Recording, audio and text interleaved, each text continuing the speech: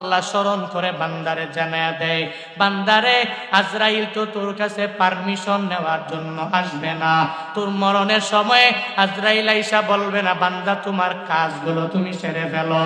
ও বান্দারে, তুই 10 দিন পরে মরবি, তুই নামাজ আরম্ভ করে দাও। 20 দিন পরে মারা যাবি, রমজানের রোজাগুলো রেখে দাও। তুই 30 দিন পরে মারা যাবি, নেক আমলের লাইনে বান্দা তুই অগ্রগামী হয়ে যাও। না রে বাবা, না না, আজরাইল দুনিয়ার কারো কাছ থেকে অনুমতি নিবে না, শুধু একজনের কাছ থেকে নিয়েছে, তিনি আমার নবী, তোমার নবী রাহমাতুল লিল আলামিন। যেই নবীর কাছ থেকে আজরাইল অনুমতি নিয়েছে মৃত্যুর ব্যাপারে, আল্লাহ পাক মালাকুল মউতের পাঠাইলেন, হ্যাঁ মালাকুল মউত, আমার নবীর দরবারে তুমি চলে যাও, ওই নবীর কাছে যাও, আর নবীর কাছ থেকে যায় পারমিশন নিয়ে নাও।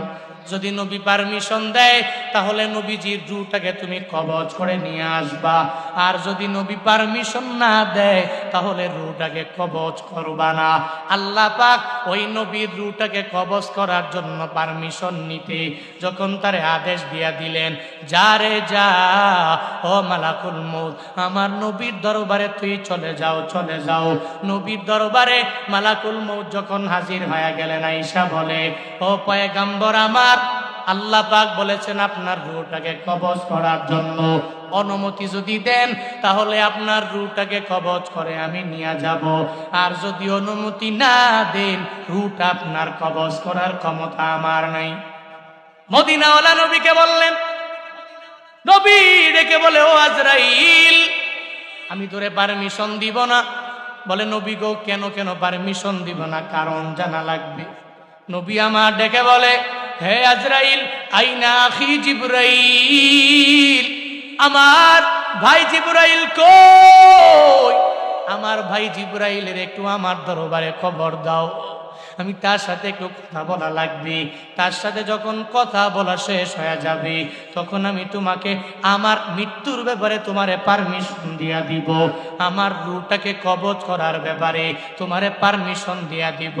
যখন নবী আমার জিবরাইলের সন্ধান যখন মালাকুল মউতের কাছ থেকে যাইল, তখন মালাকুল মউত আমার নবীরে জানায়া দেন, নবী গো, হযরতে জিবরাইল ফিস সামাইল উলা, প্রথম আসমানে আছে, নবী গো আপনি ডাকলে আমি তারে ডাইকা নিয়ে আসবো। নবী মালাকুল মউতের জিবরাইলের দরবারে পাঠায়া দেয়, যাও যাও, ওই জিবরাইলের ডেকে ডেকে আমার দরবারে নিয়ে আসো। জিবরাইলের দরবারে যায় বলে, ও ভাই আমার জিবরাইল, আমার নবী বলেছে তোমাকে যাওয়ার জন্য, তোমার সাথে নাকি নবী কথা বলবে।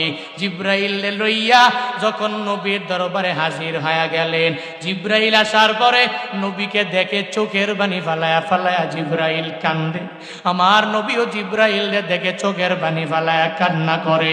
জিবরাইলের একদিক থেকে কান্না, আমার মদিনাওয়ালা নবীর আরেক দিক থেকে কান্না শুরু হয়ে গেল।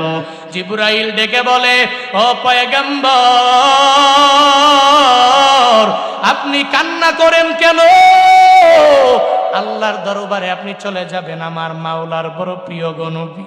ও নবী গো, আল্লাহর মুলাকাতে যাবেন, কান্না করার কোনো মানে হয় না, কারণ যেই বান্দাগুলো আমার মাওলার প্রিয় বান্দা হয়ে যায়, ও তো মরণের কঠিন কালেও ভয় করতে পারে না, মৃত্যু হয়ে যাবে এই চিন্তা নিয়ে চোখের বানি ফালাইয়া কান্দে। আমার মাওলার যারা আশিক, এরা আমার মাওলার মুলাকাতের জন্য এত পরিমাণ পাগল পারা এরা হয়ে যায়, ওই রবের মুলাকাতের জন্য কখন মরণ হয়ে গেল কি গেল না এই চিন্তা এরা বিন্দু মাত্র পরিমাণ অন্তরে রাখে না। এরা মনে করে মরতে দেরি, আমার মাওলার মুলাকাত আমি পেয়ে যাব। জিবরাইল চোখের বানি ফালায়া কান্দে আমার নবীরে জানায়া দেয়, নবী গো, মরণের কথা শোনার পরে আপনি কান্না করলেন কেন? ও নবী আমার, আপনি তো আমার মাওলার বড় প্রিয় হয়ে গেলেন, ওই রবের দরবারে মুলাকাতে আপনি চলে যাবেন, আপনার দ্বারা কান্না মানায় না। নবী গো, আপনার কান্না আমি সহ্য করতে পারি না। নবী আমার ডেকে বলে, ও জিবরাইল ভাই আমার, আমি কেন কান্না করি তুমি আমায় বলো। কিন্তু তুমি কেন কান্না করো, তোমার চোখ দিয়া কেন বেয়ে বেয়ে পানি পড়ে, তুমি আমায় একটু জানায়া দাও। জিবরাইলের নবী বলে, নবী জিবরাইল রে বলে, জিবরাইল বলে নবী আপনি কান্দেন কেন? এবার নবী বলে জিবরাইল তুমি কান্না করো কেন? জিবরাইল ডেকে বলে, ও পয়গম্বর, আমি জিবরাইল আমার মাওলার পক্ষ থেকে ওহী নিয়ে নিয়ে সব নবীর দরবারে আসি। আমার মাওলা আমারে বড় একটা দায়িত্ব দিয়েছে, পৃথিবীর যত পয়গাম্বর এই সব পয়গাম্বরের দরবারে আমি ওহী নিয়ে আসি। আল্লাহ পাক যখনই আমারে আদেশ দিয়া দিল, আমি ওহী নিয়ে নিয়ে নিয়ে তাদের দরবারে হাজির হয়ে গেলাম। এটা আমার দায়িত্ব। তবে যত নবীর কাছে আমি আসছি, আপনার কাছে যতবার আসছি ততবার আমি অন্য কোনো নবীর দরবারে আসি নাই। এক একজন নবীর দরবারে আমি ওহী নিয়ে আসলাম, কারো কাছে 10 বার, কারো কাছে 15 বার, কারো কাছে আমি আসলাম 100 বার। হযরতে মূসা যার সাথে আমার মাওলা এত পরিমাণ কথা বলল, ওর দরবারে আমি ওহী নিয়ে আসছি 700 বার। এরকম সব নবীর দরবারে আমি 1000 বার, 1500 বার, 2000 বার ওহী নিয়ে নিয়ে আমার মাওলার দরবার থেকে আসছি গোয়াদের দরবারে গো নবী। কিন্তু আপনার দরবারে আমি একবার না, 2 বার না, 100 বার না, 1000 বার না, বরং আপনার দরবারে আল্লাহর পক্ষ থেকে ওহী নিয়ে আসছি 24,000 বার। নবী আমি আপনার চেহারা দেখবো না, আর এই সুন্দর আপনার কথা মালা আমি শুনবো না। নবী গো, আপনার চেহারা যে দেখবো না, এই জন্য আমি চোখের পানি ফেলায়া কান্দি। আপনি রওজায়ে আতহারে থাকবেন, এই কারণে আমি আপনারে না দেখবো না, আপনার দরবারে ওহী নিয়ে আসতে পারবো না, এই জন্য আমি চোখের পানি ফালাইয়া আপনার মায়ায় কান্না করি। কিন্তু আপনি আমার মাওলার মুলাকাতে আপনি চলে যাবেন, কান্না করার মানে হয় না। নবী আমার ডেকে বলে, ও আমার জিবরাইল ভাই শুনে না, আমি চলে যাব, কোনো অসুবিধা হবে না। আমি আমার নিজের জন্য কান্দি না রে, আমি আমার ছেলে মেয়ের জন্য চোখের পানি ফালায়া কান্না করি না। আমার কন্যা ফাতিমা, ওই ফাতিমার ব্যাপারে আমি চোখের পানি ফালায়া কান্না করি না। আমার প্রথম স্ত্রী খাদিজা রাদিয়াল্লাহু তাআলা আনহা, আমি তার জন্য চোখের পানি ফালায়া কান্না করি না। আমি কান্না করি আমি দুনিয়া থেকে বিদায় নিয়ে চলে যাব। আমার গরিব উম্মতেরা, আমি নবীর জন্য কত পাগল হয়ে যাবে, আমি নবী চলে যাব, কোনো অসুবিধা নাই, এটা হবে না। কিন্তু আমার উম্মতের উপায়টা কি হবে? এই উম্মতের জন্য কারা বারবার উম্মতের দাওয়াত দিবি? এই উম্মতের উপায় কি হবে? ও জিবরাইল, আগে আমার মাওলার দরবারে চলে যাও, আর আল্লাহকে গিয়া জানায়া দাও আমার উম্মতের উপায়টা কি হবে। এটা যখন আমার মাওলা জানায়া দিবি, তখন আমি আমার উম্মতের ব্যাপারে ডিফেন্স চিন্তা করব, কি বলা যায় আমার উম্মতের ব্যাপারে আল্লাহ কি বলল, ওই কথার উপরে চিন্তা ভাবনা করে আমি বলবো পারমিশন দেওয়া যায় কি যায় না। জিবরাইল সঙ্গে সঙ্গে আমার মাওলার দরবারে হাজির হয়ে গেল, যা বলে, ও মালিক, আপনার বন্ধু তো রূহটাকে কবজ করার জন্য পারমিশন দেয় না কেন রে? বলে আপনার বন্ধু নাকি চায় আপনার বন্ধুর উম্মতের কি উপায় হবে, চিন্তা নিয়া আপনার বন্ধু রূহটাকে কবজ করার জন্য অনুমতি দেয় না। আল্লাহ পাক জানায়া দেয়, ও জিবরাইল শুনো, অনুমতি আমার নবী দিবে না। আমি জানি, কারণ আমার নবী উম্মতের অনেক ভালোবাসে। তবে আমি আমার নবীর কান্না আমি সহ্য করতে পারি না রে। ওই নবী কান্না করবে, আমি আল্লাহ চায়া দেখবো, এটা হতে পারে না। ও জিবরাইল যাও, আমার নবীর দরবারে তুমি চলে যাও, ওই নবীর দরবারে যাইয়া উম্মতের ব্যাপারে আমার নবীরে জানাইয়া দাও। ওই নবীর উম্মতেরা যদিও নবী হারা হয়ে যাবে, আমি আল্লাহ তো আছি, আমি আল্লাহ থাকবো। ও জিবরাইল, আমার নবীর দরবারে যাও, ওই নবীর কাছে গিয়া গিয়া গিয়া গিয়া জানায়া দাও, আমার নবী চিন্তা করার কোনো প্রয়োজন নাই রে, আমার নবী টেনশন করার কোনো প্রয়োজন নাই। এই উম্মত যদিও দুনিয়া থাকবে, আমার নবী থাকবে না, কিন্তু হাসরের ময়দান কায়েম হওয়া পর্যন্ত আমি মাওলা উম্মতের কাছে, আমার বান্দাদের কাছে ডাকবো, আমার নবী যদিও নাই, তবে হাসরের ময়দান কায়েম হওয়া পর্যন্ত আমি আল্লাহ আমার নবীর উম্মতের জিম্মাদারি নিয়ে নিলাম। আমি আমার বান্দার জিম্মাদারি নিয়ে নিলাম।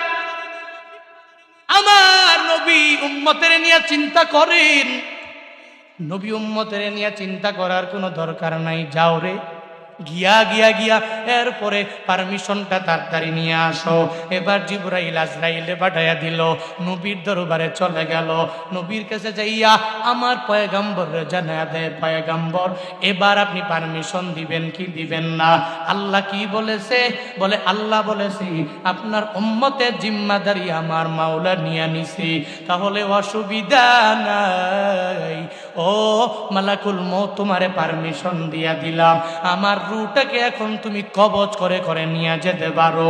এবার আজরাইল আমার নবীর রূহটাকে কবজ করার জন্যে যখন নবীর বুক মুবারকের মধ্যে যখন হাতটা রাখলেন, নবী আমার বলে, ও ভাই আমার আজরাইল, তুমি তোমার বুকটা হাতটা আমার বুকের উপরে রাখলা, আমার মনে হয় আসমান জমিন পুরাটা তুমি আমার বুকে উঠায়া দিলা, আমার মনে হয় আসমান জমিনটা আমাকে চাপা দিয়া দুনিয়া থেকে বিদায় করে দিচ্ছি।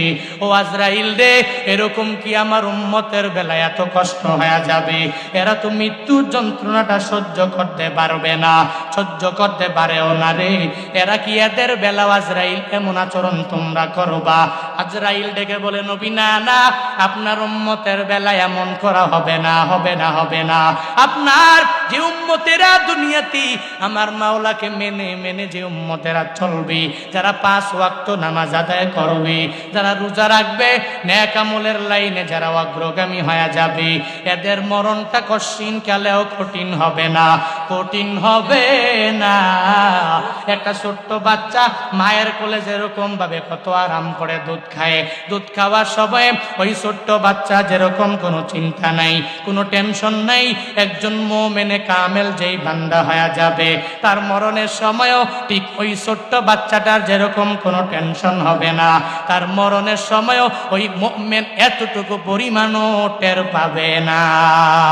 তবে হা হা, দুনিয়াতে হুজুরের কথা শুনে শুনে যারা নামাজ পড়লো না, রোজা রাখলো না, নেক আমলের লাইনে অগ্রগামী হয়ে গেল না রে, যারা দুনিয়াতে হুজুরের কথাটা মানে নাই, হুজুরের কথা কান দিয়ে এক কান দিয়া ঢুকিয়া আর এক কান দিয়া যারা বের করে দিল, এদের বেলায় আমার মাওলা এত পরিমাণ রাগান্বিত হয়ে যাবে। আজরাইল ডেকে বলে, ও পয়গম্বর, ওই মরণের সময় এদের এত পরিমাণ কষ্ট হয়ে যাবে জাননি? বলে কি কষ্ট হবে? বলে একটা যদি জীবন্ত খাসি, ওই খাসিটাকে যদি জবাই না করে উল্টায় যদি ছিলে ফেলে, তাহলে ওই খাসিটার যেই পরিমাণ কষ্ট হয়ে যাবে, একটা বেনামাজি, একটা বেরোজাদার, একটা বেআমলওয়ালা যে আমার আল্লাহরে মানে না, নবীরে মানে না, আমার আল্লাহর কমান অনুযায়ী যেই বান্দাগুলো চলে না, এদের বেলায়ও ওই খাসির চাইতেও কষ্ট এদের রূহ কবজের সময় হয়ে যাবে। একটা খাসি জবাই দিল না, জবাই না দিয়া যদি এক গাছের মধ্যে বাইধা উল্টা যদি ছিলেন, কষ্টটা কি কম হবে না বেশি হবে? কথা বলো না কেন? কম হবে না বেশি? এত বেশি নবীজি বলেন এর চাইতেও আরো বেশি কঠিন হবে আমার গুনাহগার এক উম্মতের মৃত্যুর যন্ত্রণা, যখন তার রূহটাকে কবজ করা হবে, এর চাইতেও আরো অনেক অনেক অনেক বেশি কষ্ট হবে। চিল্লে এখন নাউজুবিল্লাহ।